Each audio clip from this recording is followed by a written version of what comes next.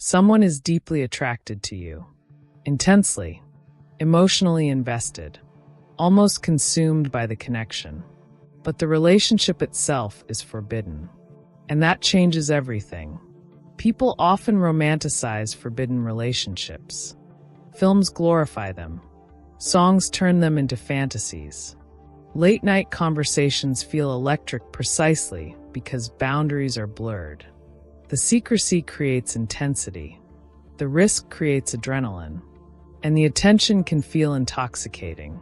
But when someone is genuinely fixated on you and the relationship is forbidden, the situation is not just romantic.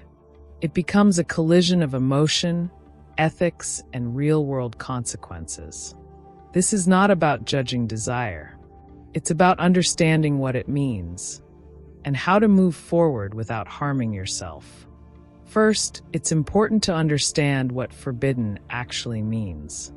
Forbidden relationships take many forms.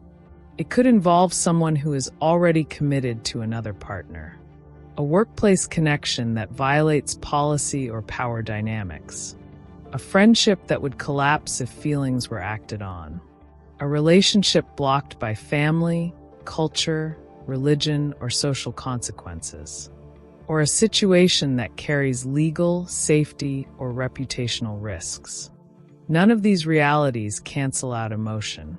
Someone can genuinely care for you, even love you, and still be in a position that could hurt you or themselves if the relationship continues. That's why feeling desired is not enough.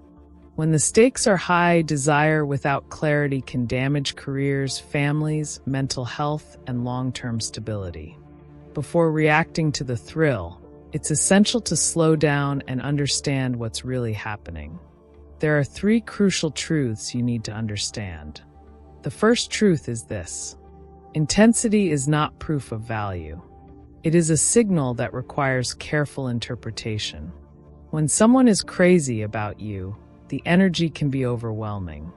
Constant messages, emotional confessions, big promises, sudden urgency. Intensity feels flattering, but it is not the same as healthy love. Pay attention to behavior, not just words.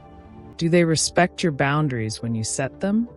Or do they escalate pressure, guilt, or persuade?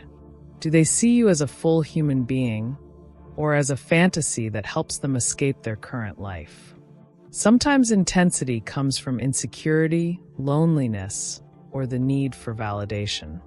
Sometimes it's an attempt to force a situation that shouldn't be forced. Real care does not erase your autonomy. It does not require you to shrink, hide, or compromise your values. Before moving forward, ask yourself, what do I need to feel safe and respected in any relationship? If this person cannot meet those baseline needs without pressure or secrecy, that is not romance. It is a warning. The second truth is this: forbiddenness creates pressure, and pressure distorts judgment. When something is labeled off limits, it becomes more alluring. Scarcity intensifies desire. Secrecy amplifies emotion. But secrecy also isolates you. It removes perspective. It normalizes compromises you might never accept in the open. Ask yourself what this relationship costs structurally. Would it threaten employment, family stability, legal standing, or mental health? Would it require constant hiding, lying, or emotional splitting? Would it harm others in ways you'd later have to live with? Forbidden situations often attract people who want intensity without accountability, passion without planning, emotion without responsibility. Ask whether this connection is building a future or simply numbing loneliness and avoiding difficult choices. Some costs are worth paying, others are not. The third truth is this: boundaries and exit strategies are not cruelty, they are self-respect. When the stakes are high, boundaries are your most powerful tool. Boundaries protect your emotional safety, your autonomy, and your ability to say no without guilt. If you choose to engage, you must define clear limits. What is acceptable? What is not? How communication happens? What happens if lines are crossed? If you choose to step away, doing so gradually and clearly can reduce harm and drama. Distance does not need to be cruel to be firm. Remember this. A relationship that cannot survive honesty and daylight was never designed to last. It existed to avoid reality, not to build a life. This does not mean you lack compassion. Human emotions are complex. You can care deeply about someone and still decide not to be with them. You can acknowledge their feelings without sacrificing your values. These are not contradictions. If you feel tempted, ask yourself what is really pulling you in. Is it loneliness, validation, curiosity, or genuine long-term compatibility? Label the emotion without acting on it immediately. That pause creates clarity. Hold empathy without abandoning boundaries. Someone's pain explains behavior. It does not excuse it. If you need language, keep it simple and direct.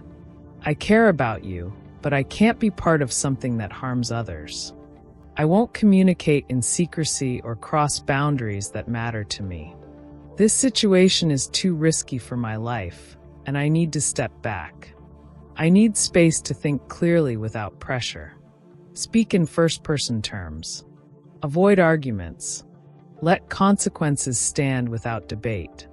If the situation involves coercion, threats, stalking, addiction, severe mental health issues, or legal risk, outside support is essential. Some situations require professional or legal intervention, not emotional negotiation. Here is the final truth. Someone can be intensely drawn to you and still be the wrong person for your life. Strong emotion is not an instruction manual. You deserve relationships that respect your boundaries, align with your values, and can exist openly, without fear or secrecy. Choose clarity over chaos, courage over thrill, safety over fantasy.